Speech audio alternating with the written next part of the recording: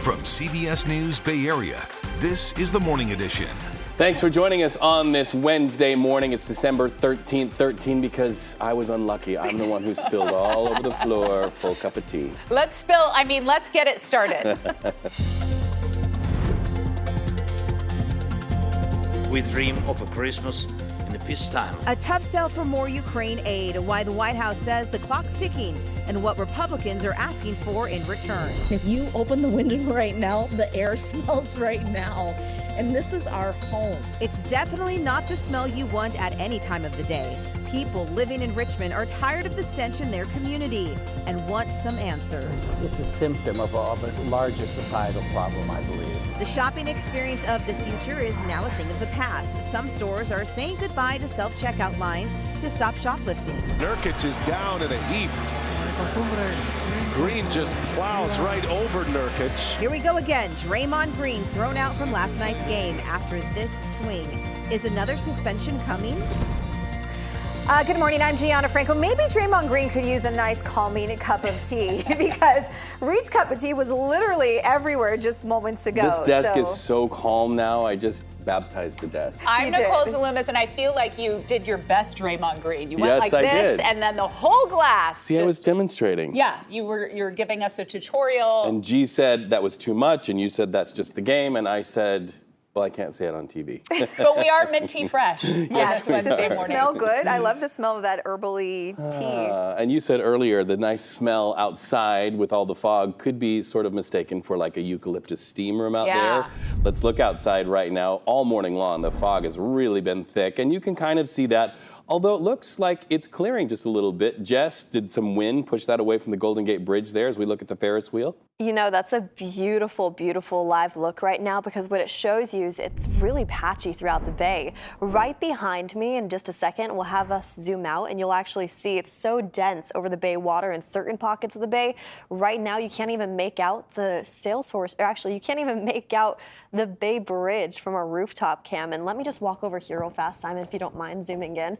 Look at this cloud layer over the Salesforce Tower right now. It is thick for many of us waking up this morning. Many of us are seeing those gray conditions, but some of us, like you just saw a second ago, well, we're actually seeing patchier conditions. So it's kind of just depending on where you live. But that's the reason why the National Weather Service has issued a dense fog advisory for all of us throughout the bay this morning. This is a live look down into the Santa Clara Valley, a lot thinner of a cloud layer near San Jose and Los Gatos, waking up in the 40s this morning. We're sitting in the upper 40s near San Francisco, Redwood City, all the way up into Half Moon Bay. And then it gets a little bit cooler the more north we go near Santa Rosa, Petaluma, and Novato, getting out there and getting out the door this morning. Now, watch what happens as we extend into the next couple of hours. That dense fog advisory will expire around 10 a.m. this morning. At that point, we are going to be left with mild conditions into this afternoon, a mix of sun and clouds into the evening hours tonight.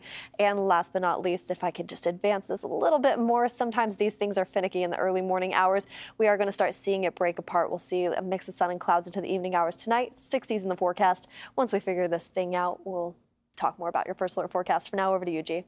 Hi, Jessica. So let's talk about the roadways, too, and how that fog is going to affect your drive. Here's the positives. We're not seeing that fog hovering over the Bay Bridge right now, so that is good news. What's not so great, looking at this live shot from one of the Caltrans cameras, this is at the MacArthur Maze. It's where 580, 880, and 80 all merge together, coming out of the East Bay, heading over into San Francisco. So the Oakland side here, you can see, is backed up well into the maze at this point. That slowest approach coming off of 580. Once you get past that, you're still bumper-to-bumper traffic all the way through the metering lights, and it's crowded across the upper deck into the city.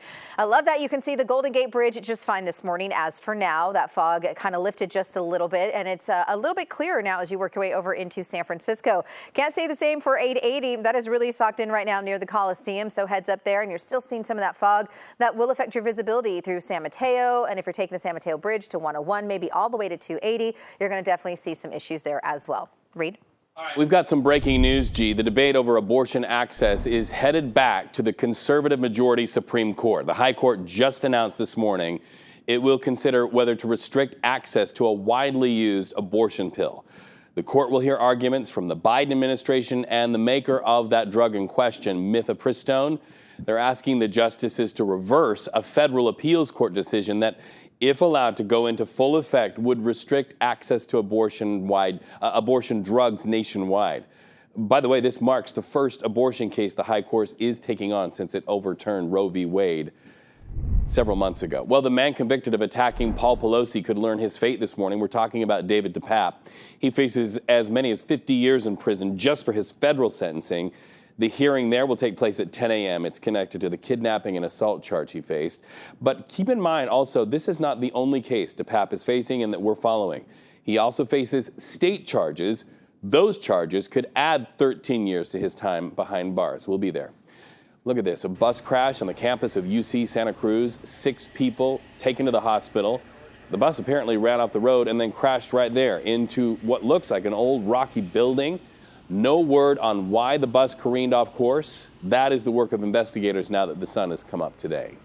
In Washington, the House is expected to vote today on an impeachment inquiry into President Joe Biden. You know, for months, Republicans have conducted part of an inquiry to impeach the president. So far, experts say there's just not enough evidence to prove that President Biden was directly involved in his son Hunter Biden's family business dealings. The strategy for Republicans today is to be able to issue subpoenas for records. And you know, that all played out while President Joe Biden hosted Ukrainian President Volodymyr Zelensky in Washington yesterday. And really what this is all about is keeping Zelensky front and center to the U.S. Congress, who he really needs the help of. They're the ones who greenlight cash or not for Ukraine to defend itself against Russia's invasion. So here's what's at stake. If Congress does not open up the coffers for Ukraine, money for their efforts against Russia will dry up by the end of the year. And there is a catch here. And let us know what you think about this on social. The funding bill for Ukraine is also written in and bundled up with funding for issues at the southern border, immigration issues. GOP leaders, by the way, signaling they won't be able to get things done. They say it's not possible to move a bill through Congress before the holiday recess. Coming home to the Bay Area, the San Francisco Unified School District has voted to eliminate more than 900 vacant jobs early next year. During a meeting last night at the school board, board members also voted to give teachers salary raises, and they got rid of a faulty payroll system that's caused a lot of issues for educators. All of this also comes as they face a possible $400 million deficit in the next 2 years. Well, Reed, the city of Richmond held a public meeting to address concerns with air quality. And one neighborhood in particular says for days the air near a wastewater plant has smelled like raw sewage. And the city seems to agree. Check this out. Richmond's mayor made his own fashion statement last night to show his thoughts on the matter. A poop emoji mask with a sad face, which, as it turns out, really summarizes the problem quite well.